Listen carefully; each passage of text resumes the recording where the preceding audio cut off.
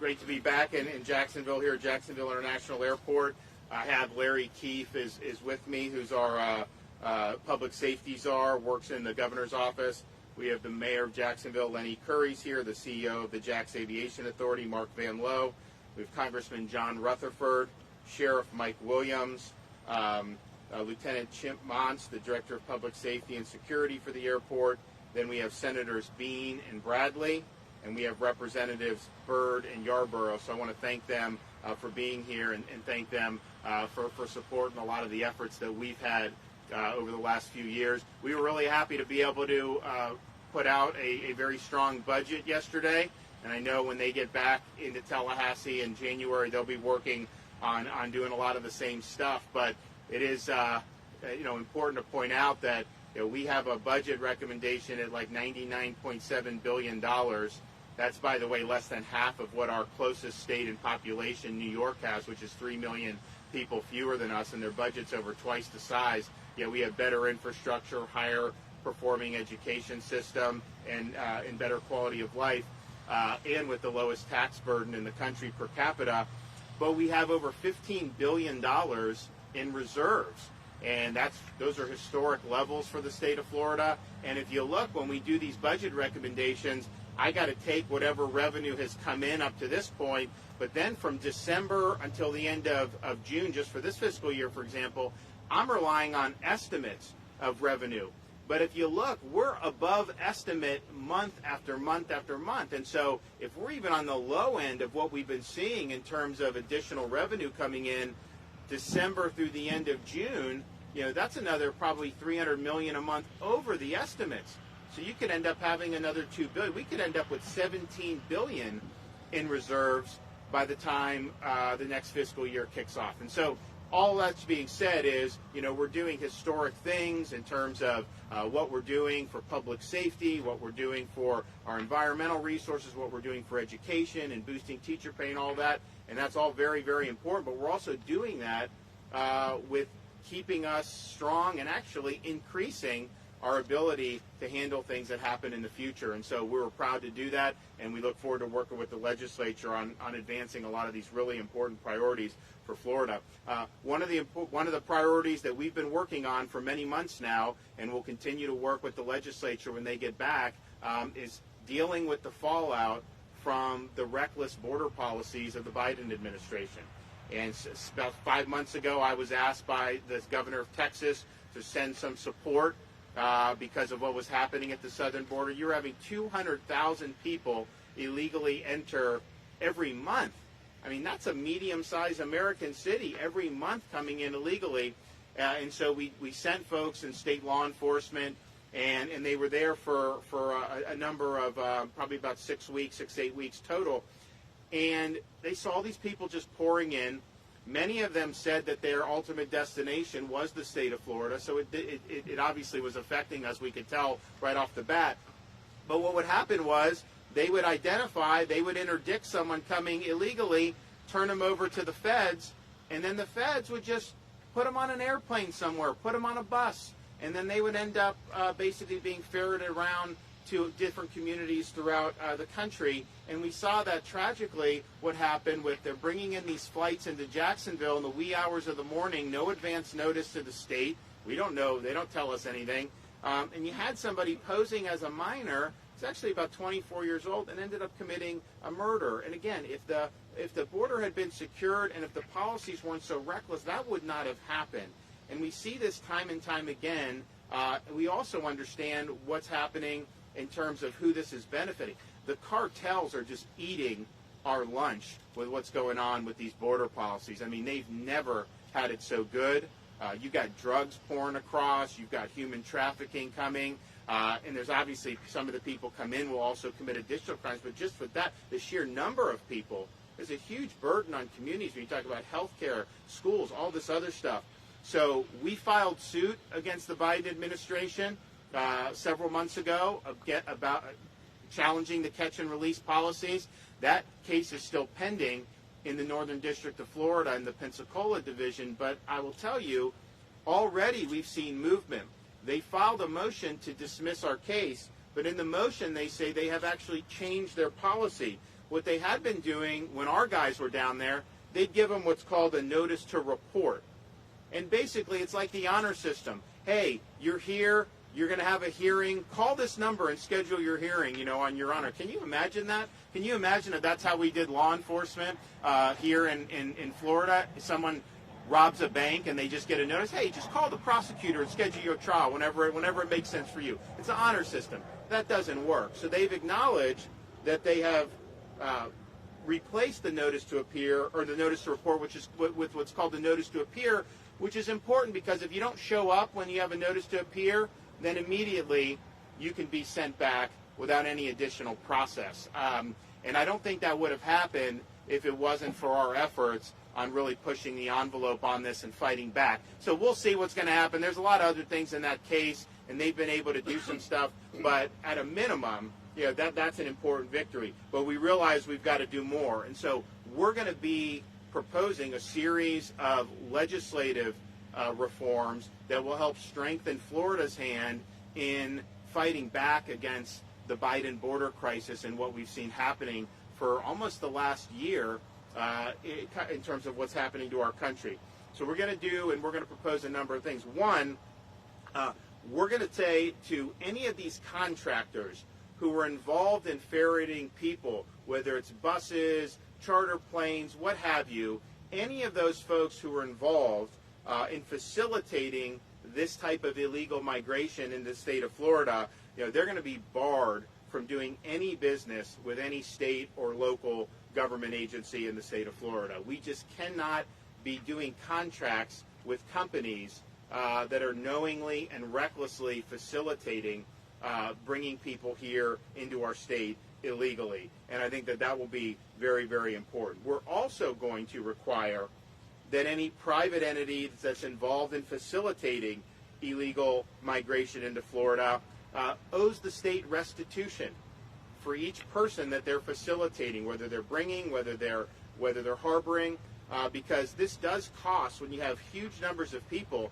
that costs a lot of money for taxpayers in a variety of ways. I mean, just think, anytime you have an altercation with law enforcement, you have criminal cases, you have other issues with drugs, you have just normal things about health care and things that fall under the taxpayer. So every single person will be charged, the entities will have to provide restitution for the state of Florida. Number three, we're also going to strengthen our sanctuary cities law. We're going to make sure that if a local jurisdiction is not assisting state law enforcement in our investigation on whether somebody has been brought here illegally, that constitutes a sanctuary policy. And that makes sense. Now, before, when we did the Sanctuary Cities bill, we were dealing with the prospect of the federal government helping us. For example, when Trump was president, you had a criminal alien in a Florida state penitentiary. They served their sentence. ICE would pick them up, and then they'd send them back. Biden doesn't. They don't really do that. I mean, sometimes they'll do it now because there's been some pressure, but a lot of times they will release these people. That was not happening previously. Now we're in a different situation where we need all entities in Florida helping to fight back against the federal government's ineptitude and inaction. So that'll be important to strengthen. We're also going to strengthen E-Verify enforcement by adding Department of Economic Opportunity as an agency eligible to conduct enforcement. We're going to provide resources. We're going to provide money to be able to do it. What we don't want is incentivizing people to be coming to the state illegally. And we also, in yesterday's budget, I put in $8 million for us to be able to transport people illegally out of the state of Florida. Now, we had mentioned, I said, it's somewhat tongue-in-cheek, but it is true. If you sent to Delaware or Martha's Vineyard or some of these places, that border would be secure the next day. That border would be secure. But instead, they're imposing the results of their policies on states like Florida, who they love to hate or whatever. But we are going to provide that opportunity, and I think that could potentially make a difference. We want to know if somebody is committing criminal activity, if they're arrested, or certainly if they're convicted.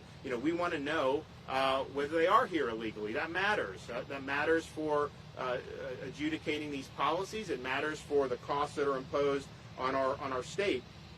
We are going to have the sheriffs participate in the 287G program.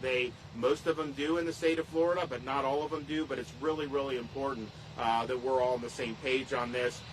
We're also going to make sure that when people are convicted, that this is reflected on their court records, whether they are here in the country illegally. And this is going to be reported to FDLE, and it's going to be put on a public website. This way people can know, because these guys work hard, Mike and these other folks throughout the Florida, they work really hard to keep the community safe. There's obviously challenges that you have to deal with.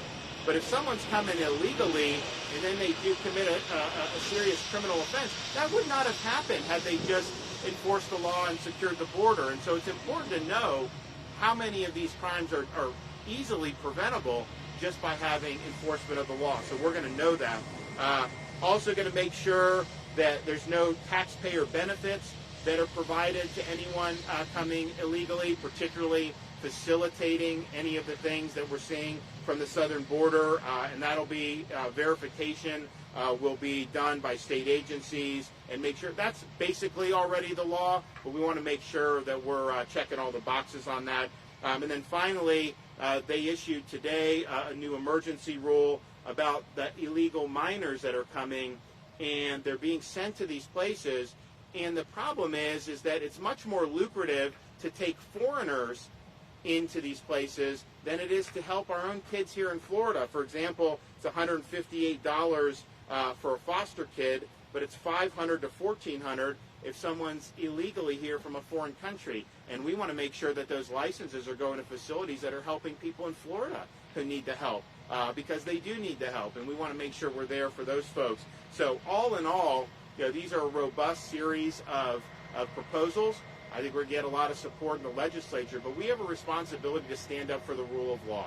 We have a responsibility to stand up for the Constitution, and we have a responsibility to stand up against an administration that has just decided they don't want to have a secure border. You don't get to make that decision. The laws of our country require us to enforce the law, and that's what needs to be done. So the lawsuit continues. Our other initiatives that we've done with my previous executive order continues, but then these changes, both in terms of the legislative changes and in terms of the additional funding, will put us in a great position to be able to continue to protect the people of Florida. So I want to thank everyone for being here, and I look forward to working with them when it becomes time to get this across the finish line. So we have a couple other folks going to come up and speak. Congressman Rutherford is up there in the swamp and dealing with this every day. I wish they could do a little bit better up there. It's not going too well, and hopefully there'll be some changes soon. But when you have all these problems with inflation and all this, for them to be printing another $2 trillion at this point, I don't understand that. The numbers that came out today for November was huge increase year over year from where we were. And this affects people every day in groceries and gas and all these things that really pinch people's budgets. And yet it seems like they're accelerating that rather than trying to ameliorate that. Anyways, John, come on up. Thank you, Governor. Yep. I have to tell you, Governor, this is, what we're seeing is really the results of a one party, one rule for almost a year now. And I have to tell you that as a sheriff, I don't say this lightly, but the Biden-Harris administration has blood on their hands. Because, and I say that for three reasons. Number one, what's going on at the southern border, everything that the governor just described is not ineptness, it's not a mistake. It's their policy. This is not a failed policy at the southern border. This is the Biden-Harris administration policy, what's taking place, first and foremost. Secondly, that policy is allowing gang members and criminal aliens to come across our border and, as we saw right here in Jacksonville, kill our citizens. And then third, the amount of fentanyl that they're allowing into this country now is a result of this policy, not a failed policy, their policy, for the first time in history, we saw over 100,000 people die from illicit drug use. Over 100,000 people in our country. That's unconscionable. Now in Congress, one of the things that we're working on is H.R. 1995, which is protecting our community from gang violence. And we are going to try to pass legislation that will prevent these gang members who are illegally entering our country from being able to get asylum, from being able to get temporary permanent status, TPS. They will be deportable if they are proven to be gang members. I have to tell you, I hope that other governors around the country come to understand the importance of protecting their constituents the way this governor has for the state of Florida. They've got to recognize, as this governor has recognized, Governor DeSantis understands the danger, the violence, the death that's being brought by this policy at the southern border. And so, Governor, I want to say thank you for protecting all of our constituents here in Florida, particularly Northeast Florida, and God bless you. Okay, thank you. Thank you. Thanks, John. Okay, Mayor Lenny Curry. Well, good morning, Governor. Thank you for being so engaged and diving so deep on this important issue. And I'm here today to say I stand with you with your proposed legislation. We'll do everything I can to make sure that it passes and is successful. I'd like to take a moment and talk about Francisco Javier Cuellar. Francisco was a 46-year-old father of 4 living right here in Jacksonville. He was a kind man. He cared deeply about his kids, but not just his own, any child in need. That's why he agreed to take in a Honduran immigrant who claimed he was 17 years old. He gave him food, shelter, and a job at their convenience store. But it was all a lie. You see, he wasn't 17. The man was 24 years old when he crossed our borders. He claimed to be an unaccompanied minor, a status that protected him from being immediately deported.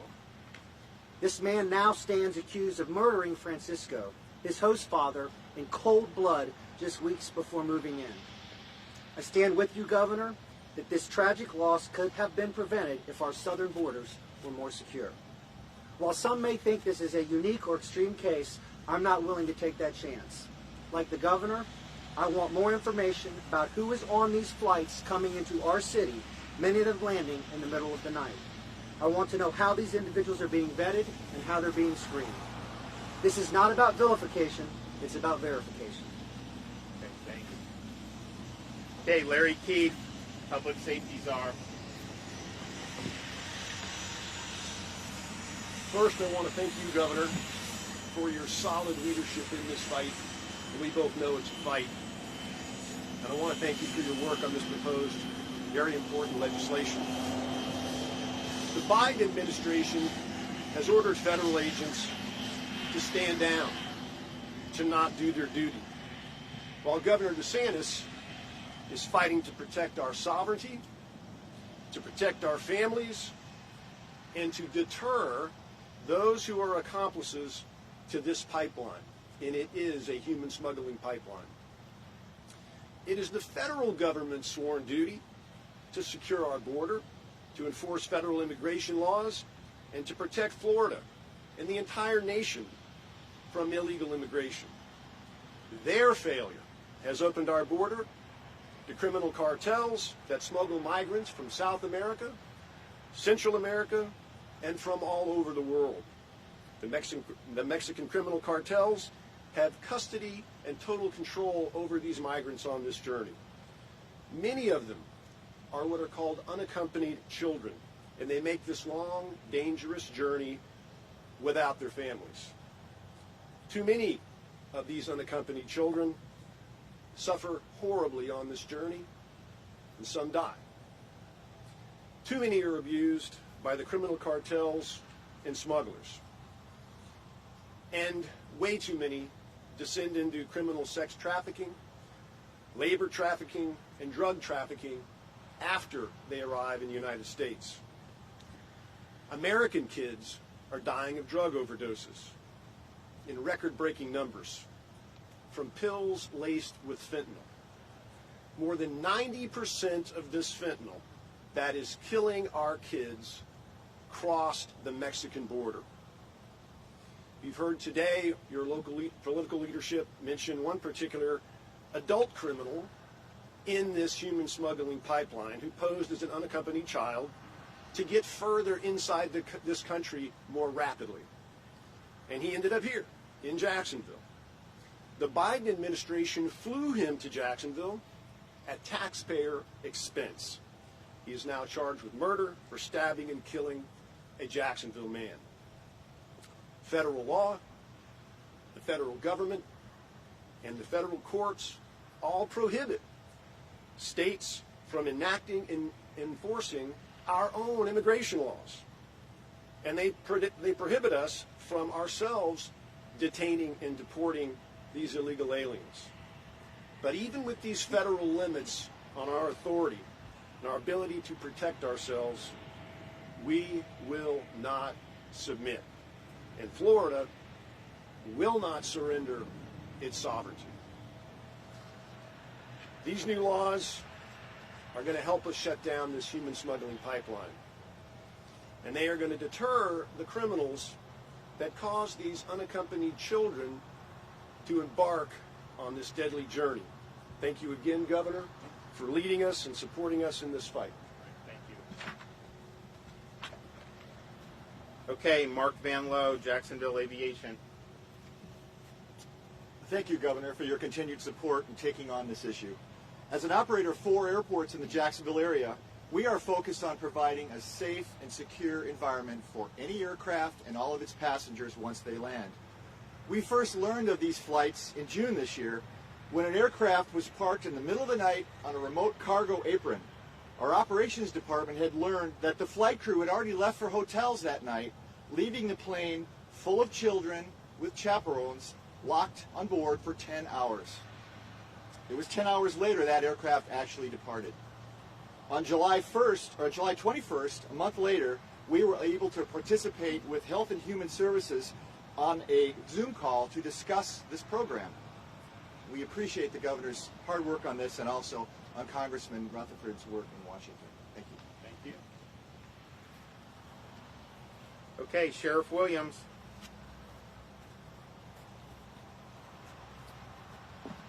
Listen, I want to thank the Governor for obviously coming back to Jacksonville today and as always, standing up for public safety.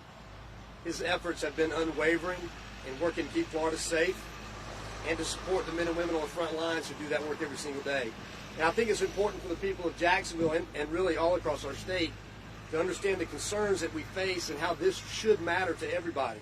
So the illegal immigrants, that have been brought into our communities are coming here with not only no official paperwork, but much worse, no record of who they are, no record of what country they come from. It's amazing. It's our job in law enforcement to keep communities safe, and that job's challenged when we have nothing more to work with than just the unknown. And so while I have all the confidence in the world that the men and women of JSO will stay vigilant in their work to keep our community safe, I can't deny I've got serious concerns for the fact that they have to carry out that work without all the information that's necessary, not only to keep our community safe, but to keep themselves safe. So, Governor, I want to thank you for your continued attention to this issue and for your continued support of law enforcement. Thank you. The sad thing about this is that this is a crisis that has been created by the Biden administration. President Trump instituted a number of policies, and it dramatically reduced the number of people that were coming across the border illegally. Most of the people that are coming are basically economic migrants. They are claiming asylum, but they don't qualify for asylum. And so President Trump's policy was, okay, if you're doing that, you remain in Mexico, we'll adjudicate. And they know at that point, they're not going to get a valid asylum claim to succeed. And so it really reduced the incentive to come. Well, when you revoke that policy, when you revoke the safe third-party agreements with the third-party countries, when you do all that, you are creating a huge influx. And the thing that was noticeable when we had our folks there, and it's still true today, was these are not Mexicans coming across the border. I mean, it was very few that were Mexicans. It was all these other countries across the world. I mean, there were people from South America, the Caribbean, Africa, the Middle East that were coming through that border because the message has been sent that, yeah, you know, you just come to the border and you're fine. And think about it. They're going to impose travel restrictions. You know, if you take a trip to the Bahamas or something, you got to do a test to be able to come back to your own country. People coming across the border, you know, they just do what they want. And then Fauci was asked about some of these mandates about the border. He said, oh, that's a separate issue. We'll impose mandates on Americans, but yet the border's a separate issue and they get to live, you know, they get to come here and not even follow the same rules that the average American would have to follow. So this is really nuts. So this is avoidable. This can be ameliorated. Of course, we want to see the reinstitution of the Remain in Mexico policy. They are under a court order to do it. I don't think that they've really done it.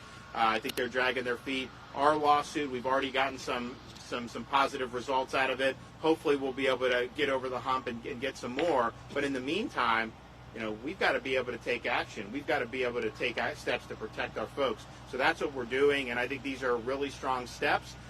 Unfortunately, we're limited in terms of what we, quote, can do. The states have tried, when federal governments failed in the past, to step in, do very reasonable things, and courts say, oh, no, it's the federal government's purview. Well, that would be fine if they were actually doing their job, but how is it their purview when then they don't do the job? And so I think states should be able to step into that void, and so that's what we're looking to do here with the state of Florida. I'd also just like to say, since we're here, the fire station, we were happy in our budget yesterday to really provide strong support for our first responders, including and especially law enforcement. But last year we were able to secure $1,000 bonus payments for every sworn law enforcement, fire rescue, and EMT in the state, and we put it in the budget again, and we want to do it for a second year in a row. So I think that that'll be really meaningful and it'll be important. And then we were also able to do a lot for state law enforcement. We're doing a 25% pay increase for members of state law enforcement agencies like FHP, FDLE, Fish and Wildlife. Very, very important. And then new hires, they're going to start out at a level that's 20% higher current. And then, of course, we did the $5,000 bonus payments for play. If you're in Seattle and you're getting treated poorly, they have an opening at JSO. You come down here. You got to be qualified. We want good people, but if you are, you got to be eligible for a $5,000 signing bonus right off the top. If you're a young person in Florida that wants to go into law enforcement for the first time, you get hired by one of our state or local agencies, you're eligible for a $5,000 bonus. That's a big deal, and I think the money's important. But I think what it says to folks in law enforcement and fire and first responders is that the state stands with you. We appreciate what you're doing, and we're going to put our money where our mouth is. And so I look forward to be able to enacting all those good policies here in the next couple months. Okay, with that, I can take a couple questions. Yes, sir. You have the 78 flights that you were talking about that came into Jacksonville. Are they still coming in? No. So once this became a real big issue, there's not been a flight since. I think we did a press conference at one of the other, I think it's Cecil. So how many weeks has it been? I mean, it's been 6 weeks. Yeah, at least 6 weeks where there's not been any flights. And so we're happy with that. We obviously don't want to continue to see flights coming in. And again, if you had the other policy, there'd be no need to do any flights anywhere. And so we hope that that's the direction they're going. But yeah, no flights over at least the last 6 weeks. Well, and then on that, we were talking about the sanctions against those that were involved with these companies and all that. Can you give us any idea of the companies that you're talking about? Are we talking about the charter flights? So there's a number. There's a list of a bunch of charter companies that have been involved, and then there's also ground transportation. That's a little bit more difficult to get your finger on sometimes because there are normal buses that come and go anyways. It's not like every bus, but these flights in the middle of the night, So those types of contractors, they're just going to be on notice that once you do the federal government and you're facilitating illegal migration and you're imposing burdens on Florida, you're forfeiting your right to have any relationship with state or local governments, and then of course, we are going to do the restitution as well. And so I hope people will just look at that and say, you know what, that ain't worth it. I'd much rather be able to do business in Florida normally than to participate in something that's highly controversial. Obviously, it's something that's had devastating consequences to this community, and unfortunately, we'll likely continue to see those if these policies don't change. Yes, sir. In the case of the man who's arrested for the murder of Francisco Cuellar, I think I heard that he was definitely on one of those flights. Yes. So he had posed as a minor. So the flight had minors, and these flights there's a difference. Sometimes you'll have relatively young kids on these flights, and then sometimes you'll have a lot of people who when I was serving in Iraq, we consider like a 16 or 17-year-old Iraqi to be a military-age male. And so they're technically minors in that respect, but you have people that are more, advanced. And so he posed as a 17-year-old, was able to get on the flight, was obviously released, locally, and then committed the murder. So it was illegal entry, but then also fraud in terms of saying this. But it goes back to the point of what Sheriff Williams was saying. You don't know who any of these folks are. There's no documentation. You don't necessarily know what country. Now, sometimes, like I was down in Del Rio, you could see, there's obviously a difference between someone coming from Guatemala or someone coming from Haiti. You can kind of figure that out. But at the end of the day, you don't know. And you also have folks who have been in other countries. So maybe they're from one country, they left, they've been living in another country for years, but then they say, hey, you can come across the border, so now they're deciding to come to the United States. I'll tell you, though, it has destabilized some of these communities in different parts of Central America in particular, and my view would be, if they knew that this wasn't viable, much more likely to work and do things to help their own communities there. But when you're told, hey, just come across the border and you're fine, some people are doing that. It is, though, very hazardous. So there's a whole host of people coming across, but when you have a flight, to have very young children, you have people that are 6, 7, 8 years old, that is hazardous that they would be going across the entire Central America, all into Mexico. It is, as Larry said, this is not working out well. Just think, as a father of young kids, I don't want my kids out of my sight. I would never allow something like that to happen. But you got a lot of bad things going on. The cartels are taking advantage of it. There's human smuggling, and it's just a really bad situation.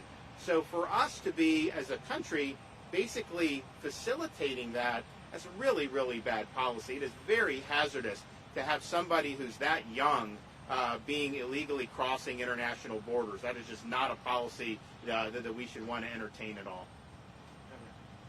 In the 6 weeks since the flight stopped coming in to Jacksonville, have you seen any change in cooperation from the Biden administration and your office? And in totality, does your office have any sense of how many individuals have been brought to the center? So we don't have a sense overall. Now, we do know the certain number of flights here. We have a rough estimate about how many people would have been on the flights.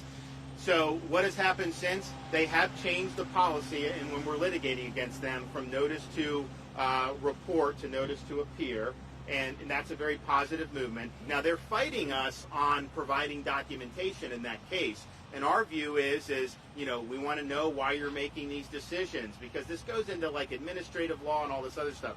And they've been very, very difficult, would you say, in terms of not providing anything in terms of that type of cooperation. And so in some respects, it's a litigation strategy, because what they're going to say is, well, we don't really even have a policy, so how could the state be suing us on it? So I think they're trying to do a little end run. We hope the court doesn't accept that, because that would create some bad incentives. So we're at loggerheads on that case, and I think we'll continue to be. They're trying to get it dismissed.